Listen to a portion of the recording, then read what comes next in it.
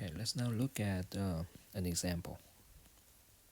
Suppose that temperature tomorrow is uniformly distributed between 70 and 80 degrees. Let's find the probability that the temperature tomorrow is higher than 73 degrees. I'm going to start by letting x denote the temperature tomorrow.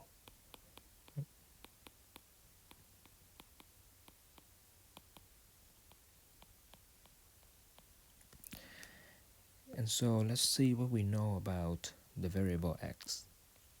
We know that it is uniformly distributed between 70 and 80 degrees.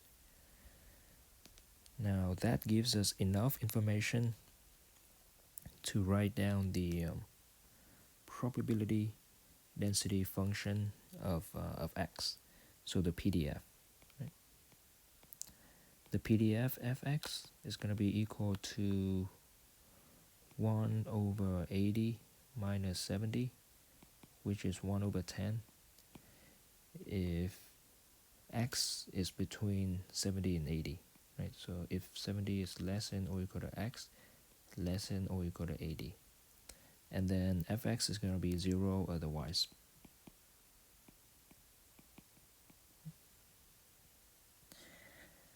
So if you plot this function, you're going to get the probability density curve, right?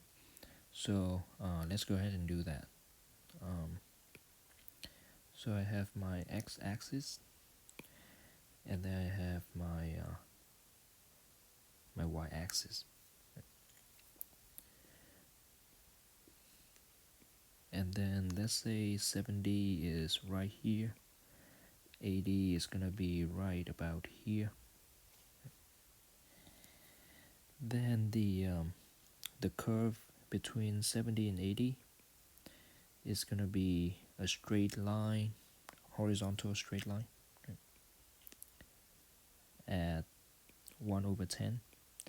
And outside of that interval, the curve is exactly the x-axis. So now we're interested in the probability, right, that the temperature tomorrow, which is x, is higher than 73. So we want the probability that x is greater than 73. Now, by definition, again, this is the area under the curve.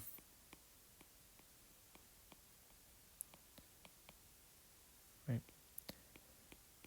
To the right of 73. Let me go ahead and split this into two probabilities. So let's have the probability that 73 is less than or equal to x, less than or equal to 80, plus the probability that x is greater than or equal to 80. In other words, in the context of this problem in the figure here, if I have 73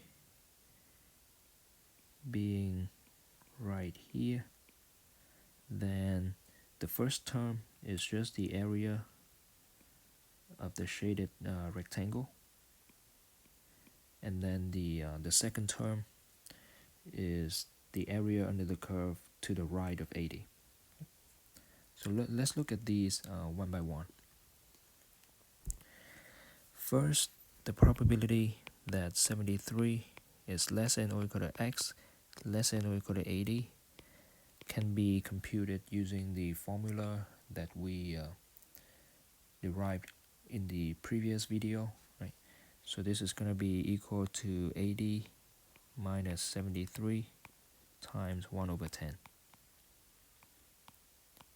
Which is equal to 0.7. So the first term here is 0.7.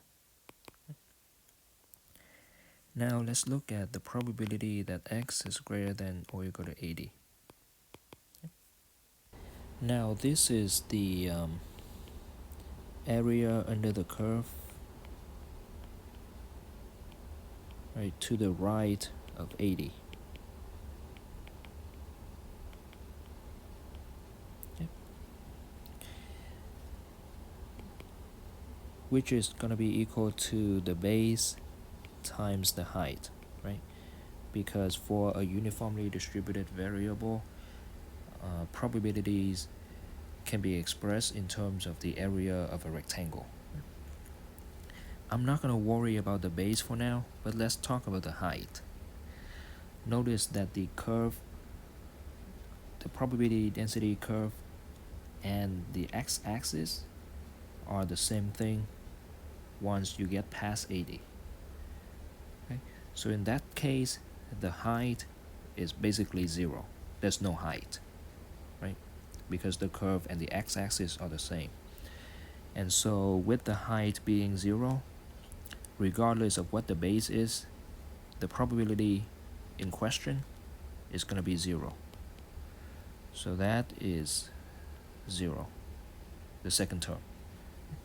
And so that tells us that the probability that x is greater than 73 is just going to be equal to the probability that 73 is less than or equal to x, less than or equal to 80, which is 0.7. So in this video, we looked at an example where we computed probability of a uniformly distributed variable.